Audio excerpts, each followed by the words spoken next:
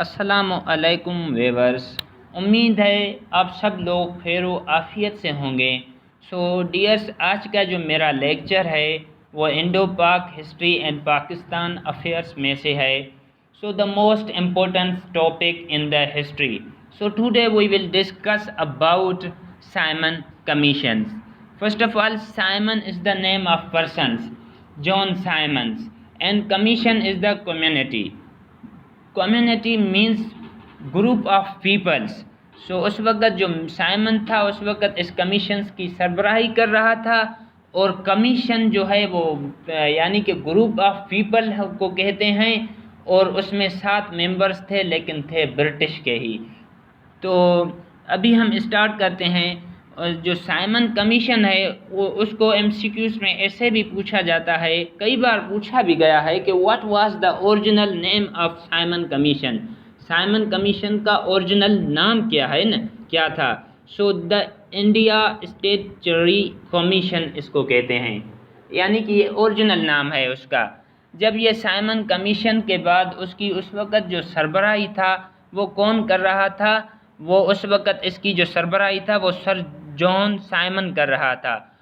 Letter first وزکاؤنٹ Simon, یعنی کہ first وزکاؤنٹ Simon کے جو بعد ہے کمیشن جو ہے برٹش جو اس وقت تھے، جو یعنی کہ 7 ممبرس پارلیمنٹ کا ایک گروپ ہی تھا نا یہ، اس کے سائمن جو ہے یہ پارلیمنٹ میں ایک 7 ممبرس کا گروپ تھا۔ جب یہ کمیشن 1928 میں جب برطانیہ تھا، مینس برٹش جو تھا، اس کے سب سے بڑے اور امپورٹنس جو قبضے تھے، اس میں جو آئینی ریفارمز تھا نا اس کا مطالعہ کرنے کے لیے جب وہ برٹش انڈیا پہنچا، جب برٹش انڈیا پہنچا تو اس وقت کیا ہے کہ جو اس وقت آئینی ریفارمز تھے نا اس کے جو ایفیکٹ اور ایکٹ تھے وہ ہندوستان کے لیے مزید جو ریفارمز ہیں نا اس کو تجاویز کرنا تھا، یعنی کہ مزید ریفارمز اس میں انوالو کرنا تھا، یا اس رپورٹ کے مطابق شامل کرنے تھے کچھ ریفارمز زیادہ، کیونکہ کمیشن آئی اسی وجہ سے تھی کہ جائزہ لینا نا کسی چیز کا۔ ایسے ہے کہ نومبر 1927 میں جب برٹش جو گورنمنٹ تھی اس کے وعدے کے مطابق جب آئینی ریفارمز تھے وہ انٹروڈیوس کرائے گئے، تو ہندوستان کے جو آئینی ریفارمز تھے اس کی پیش رفت کی رپورٹ دینے کے لیے اس وقت سائمن کمیشن کو ہی مقرر کیا نا۔ تو بہت سے جو اس وقت ہندوستانی تھے وہ اس کمیشنز کے اگینسٹ ہو گئے، شدید ہندوستان میں مخالفت کی گئی اس کمیشن کی۔ اس وقت کے جو نہرو تھا، گاندھی تھا، the founder of Pakistan Quaid Azam محمد علی جناح جو تھا، جو مسلم لیگ تھا، اور انڈیا جو نیشنل کانگریس تھی نا اس کی مخالفت کی ہے، مینس کہ برٹش جو گورنمنٹ نے یہ کمیشن جو کی ہے نا انہوں نے اس کی مخالفت کی،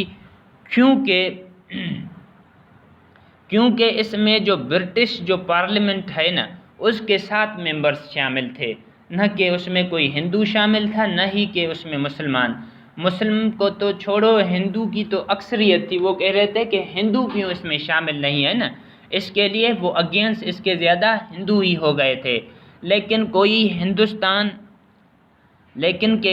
جو ہندوستان ہے نا ہندوستانی نہیں تھا اس وقت، جو ہندوستانیوں نے اسے ان کے حق ہے نا وہ خود ارادت کے خلاف ورزی اور ان کی عزت نفس جو تھا اس وقت ہندوستانیوں کا اس کو ڈیمیج کیا ہے، یعنی اس کی توہین کے طور پر اس کمیشن کو دیکھا جاتا تھا ہندوستانی۔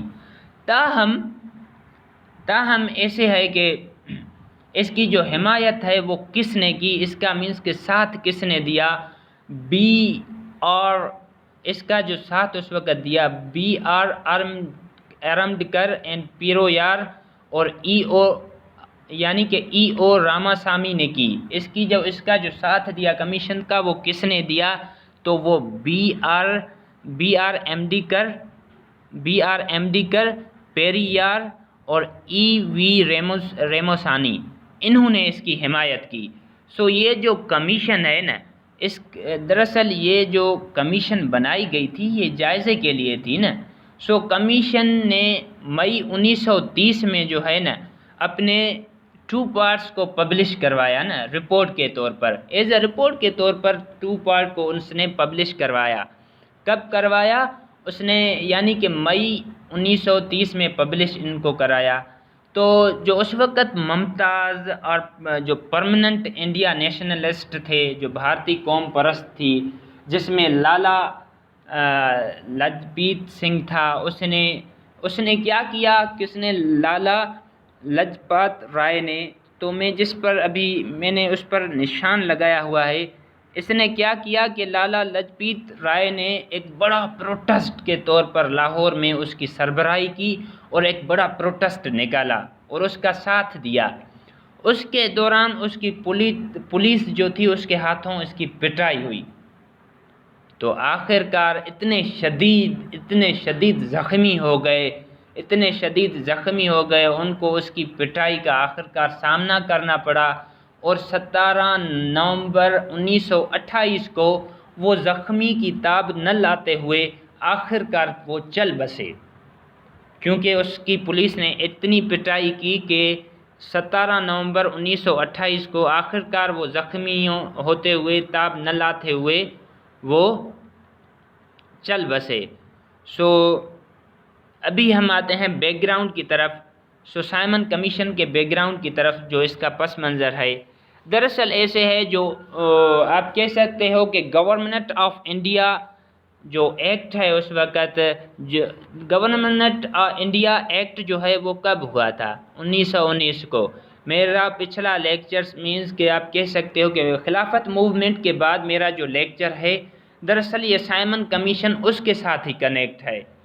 اس کے لاسٹ میں نے بتایا تھا کہ ہر 10 سال کے بعد کمیشن بنائی جائے گی، وہ آ کے جائزہ لے گی اور اس میں ریفارمز بتائے جائیں گے، اور اس میں ریفارمز کا اضافہ کیا جائے گا، نئے ریفارمز بنائے جائیں گے۔ یعنی کہ انڈیا ایکٹ 1919 جو تھا، اس کی جب وہ منظور ہوتا ہے تو اس ایکٹ میں ایک کمیشن بنایا جاتا ہے، اسی ایکٹ میں اس وقت ایک کمیشن بنایا جاتا ہے۔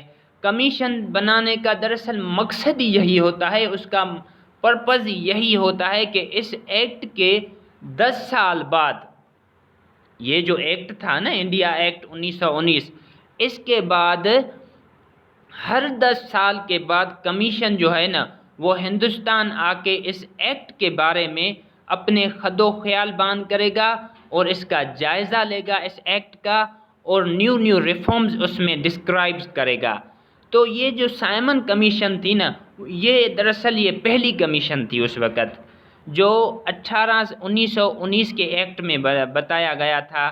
سو یعنی کہ قانون کا نافذ کرنا۔ سو ایسے ہے کہ گورنمنٹ آف انڈیا ایکٹ جو ہے 1919، تو برٹش جو انڈیا ہے نا، اس کے جو پریونس کی جو گورنمنٹ تھی، ان کے کرنے کے لیے ڈائی آرکی کا جو سسٹم تھا وہ انٹروڈیوس کرایا تھا۔ کس نے؟ برٹش انڈیا نے اس ایکٹ میں ڈائی آرکی کا سسٹم انٹروڈیوس کرایا تھا۔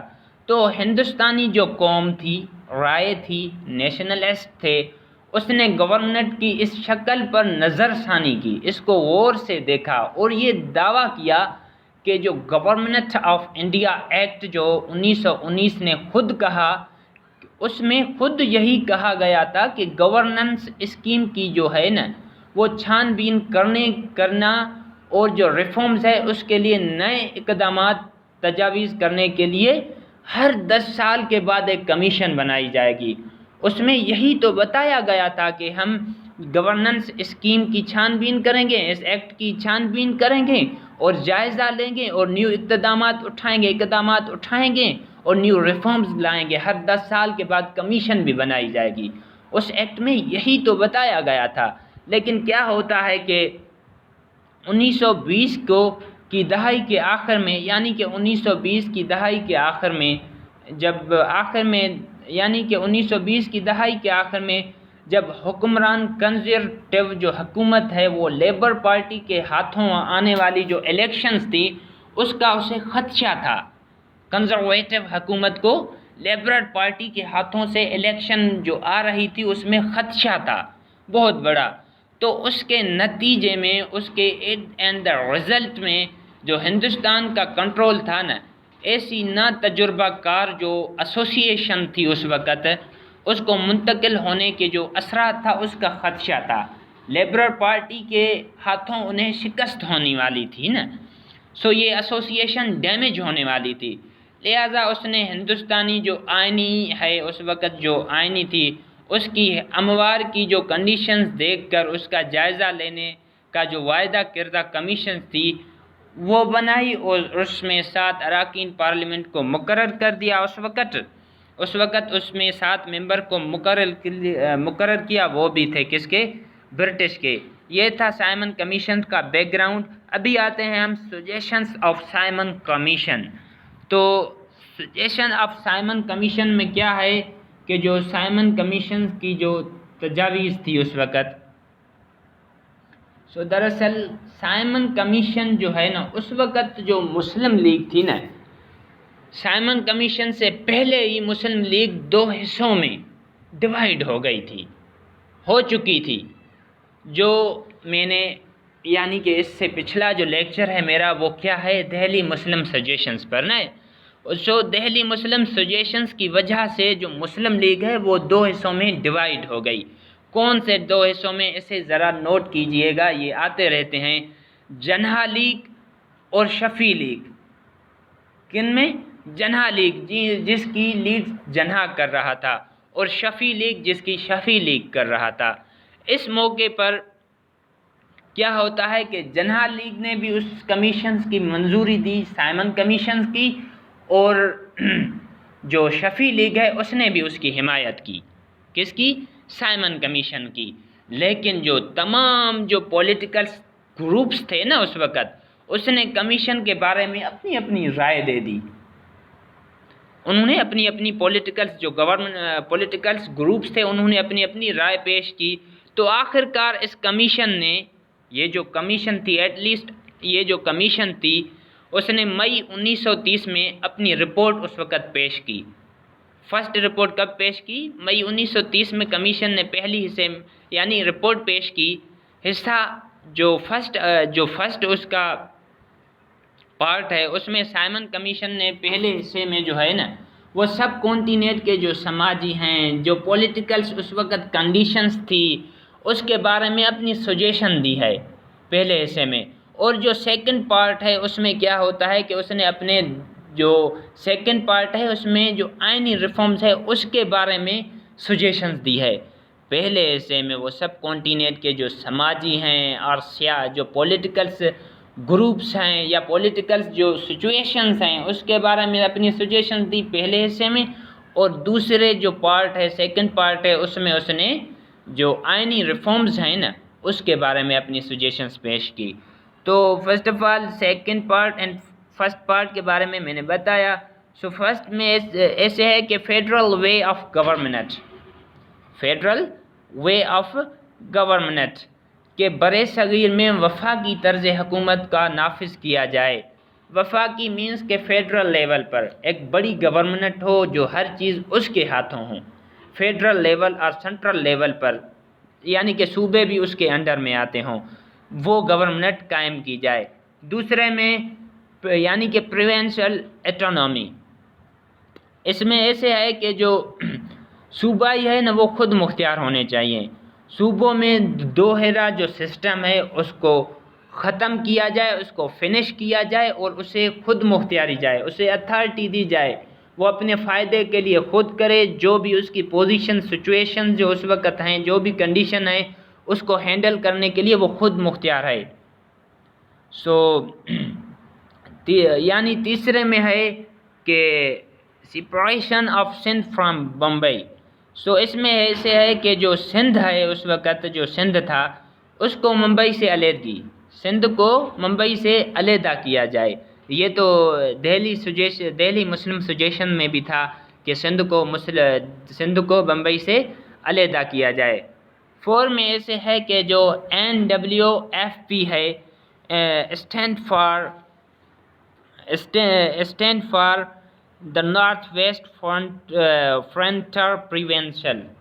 The Northwest Frontier Prevention में रिफॉर्म्स का नाफज किया जाए, यानी NWFP में कुछ चंद जो फ्यू रिफॉर्म्स की नाफज किया जाए, उसमें इंक्लूड किया जाए। सो जो अलग इंतखाबी हलके थे उस वक़्त जो कंटिन्यू थे, सो अलग जो इंतखाबी सिस्टम था ना, उसको कंटिन्यू रखा जाए, वो जारी रखा जाए उनको। सो मुस्लिम जो अक़लियत थी उस वक़्त सूबों में, सो अक़लियती सूबों में मुसलमानों की जो ज़्यादा नुमाइंदगी है, according to the population of the Muslim on that time, सो उनके मुताबिक मुसलमानों की पॉपुलेशन के मुताबिक उनको नुमाइंदगी दी जाए। सो ऐसे है कि जो पंजाब है और बंगाल है ना, उनके लिए कोई स्पेशल सीट वगैरह नहीं होनी चाहिए। ये थे सजेशंस ऑफ पाकिस्तान। तो अभी हम सजेशन ऑफ पाकिस्तान में मैंने आपको ये पॉइंट वाइज समझा दिया। तो अभी आता है कि रिजेक्शन, क्या रिजेक्शन पर हम आते हैं 8वें नंबर पर, वो 7 पॉइंट पर लिए। तो मुस्तरद अगर 1/3 मुस्लिम जो नुमाइंदगी है वो सेंट्रल कौंसिल में 1/2 मुस्लिम नुमाइंदगी के मुतालबे को उनकी आबादी के मुताबिक नुमाइंदगी देकर मुस्तरद कर दिया जाएगा, उन्हें कैंसल किया जाएगा अकॉर्डिंग टू द पॉपुलेशन, उनकी पॉपुलेशन के मुताबिक। सो अक़लियतों की जो नुमाइंदगी है उसको कबूल करना चाहिए, और तमाम जो सूबाई वज़ीरतें हैं और अक़लियतें हैं ना, उनको बराबर उस वक़्त हैसियत दी जाए, उनको बराबर उस वक़्त क्या दी जाए, हैसियत दी जाए या नुमाइंदगी दी जाए। जो सेंट्रल एडमिनिस्ट्रेशन है, जो मरकज़ी इंतज़ामिया है की हैसियत और मरकज़ी इंतज़ामिया की हैसियत जो उस वक़्त है ना, उसको कंटिन्यू रखा जाए, उसमें कोई तब्दीली नहीं लानी चाहिए। जो सेंट्रल एडमिनिस्ट्रेशन है उसमें कोई भी तब्दीली वगैरह नहीं लानी चाहिए। कमेंट पर आते हैं तबसरे पर। दरअसल ऐसे है कि जो साइमन कमीशन है ना, वो किस हद तक यानी लिमिटेड है, मुसलमानों के लिए काबिल कबूल थी एज ए लिमिटेड के तौर पर, किस हद तक मुसलमानों के लिए वो आखिरकार काबिल कबूल था। लेकिन इसके लिए कांग्रेस की जो तजवीज़ थी उसने उसको मुस्तरद कर दिया ना, कांग्रेस ने। सो उसके बरक्स बास जो तजावीज़ हैं, इसके बरक्स यानी रिफ्लेक्शंस के हिसाब से जो बाज़ तजावीज़ हैं मुसलमानों के मफाद के जो वो ख़िलाफ़ होती हैं, उसके अगेंस्ट अगर मुसलमानों के होती हैं, तो इसी तरह ही मुस्लिम लीग और जो दीगर जो ग्रुप्स होते हैं, जमायतें होती हैं, वो भी उन्हें मुस्तरद कर दी हैं। यानी जिस अगर ग्रुप्स के या एसोसिएशन के अगर नेशंस के ख़िलाफ़ होगी, वो उसे उसके अगेंस्ट आकर उसे ख़त्म कर सकता है। इसी तरह से ये कुछ हद तक साइमन कमीशन मुसलमानों के यानी कि मुसलमान उसे किसी हद तक काबिल कबूल कर सकते थे, लेकिन कांग्रेस इसे कबूल करना नहीं चाहता था, तो उसके ख़िलाफ़ हो गए। इसी तरह से जैसे पार्टीशंस ऑफ बंगाल था, वो मुसलमानों के यानी फ़ायदे में था, लेकिन इंडिया पसंद नहीं करते थे इसे, यानी कि पार्टीशन ऑफ बंगाल के पाकिस्तान खुश रहें, तो उन्होंने वो भी कैंसिल करवा दी। इसी तरह से यहाँ पर ऐसे होता है कि जिसे जो यानी कि अगेंस्ट अगर मुस्लिम लीग के हो गई, तो वो प्रोटेस्ट वगैरह करके यानी हर एहतजाज वगैरह करके उसके अगेंस्ट होकर वो उसे ख़त्म कर सकते हैं। तो इसी तरह से मुख्तसरन ये कि न सिर्फ हिंदू बल्कि मुस्लिम भी कोई जिस्म मुतमिन नहीं था उस वक़्त। ऐसे ना मैंने आपको कहा कि किस हद तक यानी लिमिट है इसकी ना, तो सिर्फ हिंदू ही नहीं मुसलमान भी मुतमिन नहीं थे इससे। इसकी नाकामी ने आइनी जो उस वक़्त रिफॉर्म्स थी ना, उसको वसी तौर पर बहरान आ गया रिफॉर्म्स में ना, जिसकी वजह से गोल मेज़ कॉन्फ्रेंस हुई, और इंशाल्लाह हमारा गोल मेज़ कॉन्फ्रेंस पर भी लेक्चर होगा। सो अभी आते हैं आफ्टर मैथ। तो आफ्टर मैथ में ऐसे है कि اس وقت جو اس کا ریئیکشن تھا، اس کے بعد رد عمل تھا، تو ریئیکشن میں ایسے ہے جو ہندوستان تھا نا، اس میں کچھ لوگ ایسے شامل تھے کہ انہوں نے سائمن کمیشن کی توہین کی، اس کے اگینسٹ ہو گئے، اس کے مخالفت کی انہوں نے سائمن کمیشن کی، جو کہ ہندوستان کے مستقبل کا تعین کرنا تھا، ہندوستان کے مستقبل اور فیوچر کے لیے صحیح ثابت ہونا تھا، اس لیے انہوں نے توہین کی۔ ایک بھی ہندوستانی رکن اس میں شامل نہیں تھا، سارے برٹش ہی تھے، 7 ممبر یہ سارے برٹش ہی تھے، اس میں کوئی ہندوستان نہیں تھا، اس لیے وہ ریفارمز ایسے لائیں گے جو ان کے لیے فائدے میں ہوں گے، تو اسی لیے یہ ہندوستان کے فیوچر کے لیے ایک اچھا ڈیسیجنز تھا۔ تو ایسے ہے کہ جو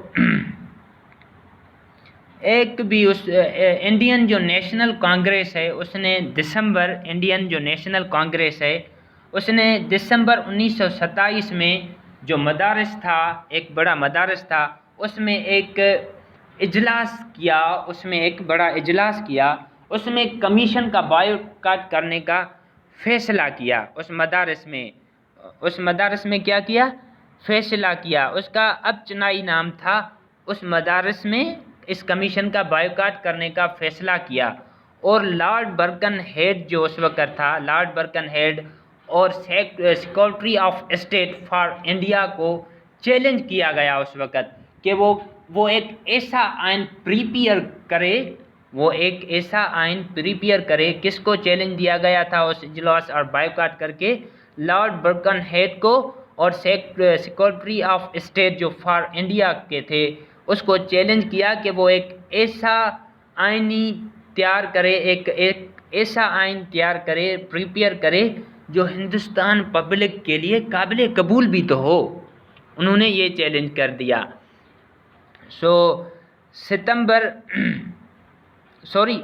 محمد علی جناح جو فاؤنڈر آف دا پاکستان، محمد علی جناح کی قیادت میں جب مسلم لیگ، محمد علی جناح اس وقت میں نے کہا کہ سائمن کمیشن یعنی مسلم لیگ 2 حصوں میں ڈیوائیڈ ہو گئی تھی، شفیع لیگ اور جناح لیگ، اس کی قیادت میں، جناح لیگ کی قیادت میں مسلم لیگ کے ایک ڈھیرے کے یعنی کچھ لوگ کمیشن کے بائیکاٹ کرنے کا انہوں نے بھی فیصلہ کر دیا۔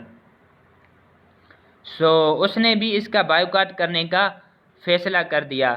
تو موتی لال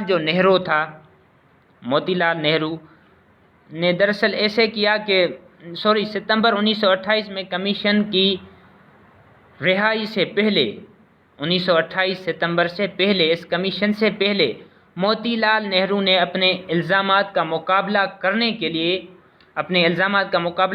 لیے اس نے نہرو رپورٹ پیش کی 1928 کو، اس پر بھی انشاءاللہ ہم لیکچر بنائیں گے۔ نہرو رپورٹ پیش کی تو ہندوستانی آپس میں، اس میں یہ کہا گیا کہ جو ہندوستانی ہے نا، وہ آپس میں کوئی بھی جو آئینی اتفاق رائے نہیں پا سکے اس کمیشن کی وجہ سے۔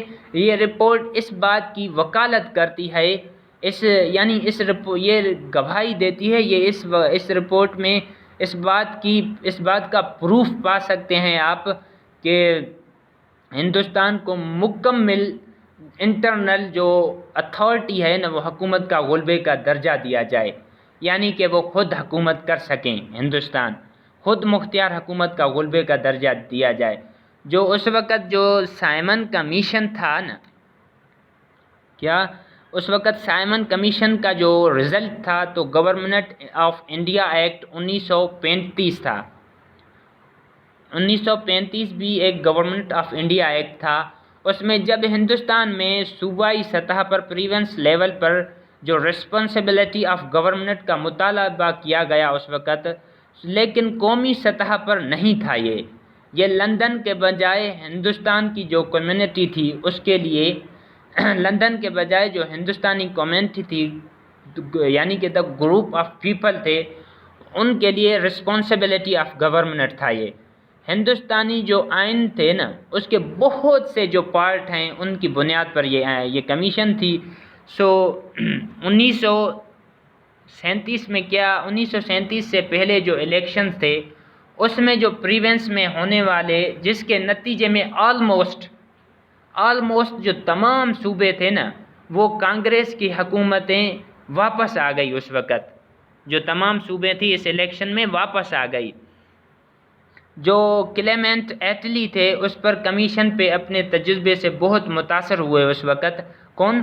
کلیمنٹ ایٹلی کمیشن پر اپنے جو اس کا جو ایکسپیرئنس تھا اس سے بہت افیکٹ ہوئے، اور حتمی جو رپورٹ تھی، آخری جو رپورٹ کی تشخیص کی اس نے توثیق کی، شکر الحمدللہ۔ تاہم 1937 آخرکار 1937 تک اس نے پروف دیا، اس نے یہ دلیل کی کہ جو برٹش گورنمنٹ ہے نا وہ ہندوستان کے لیے ایک اجنبی گورنمنٹ ہے، ایک اجنبی گورنمنٹ تھی، اور ہندوستان کی ترقی کے لیے ضروری سماجی اور اقتصادی اصلاحات یا ریفارمز نیو لانے تھے، ان سے یہ قاصر تھی اور محروم تھی، یہ نہیں لا سکی، اور یہ ہندوستان گورنمنٹس یعنی کہ یہ ہندوستانیوں کے لیے ایک اجنبی گورنمنٹس ہے۔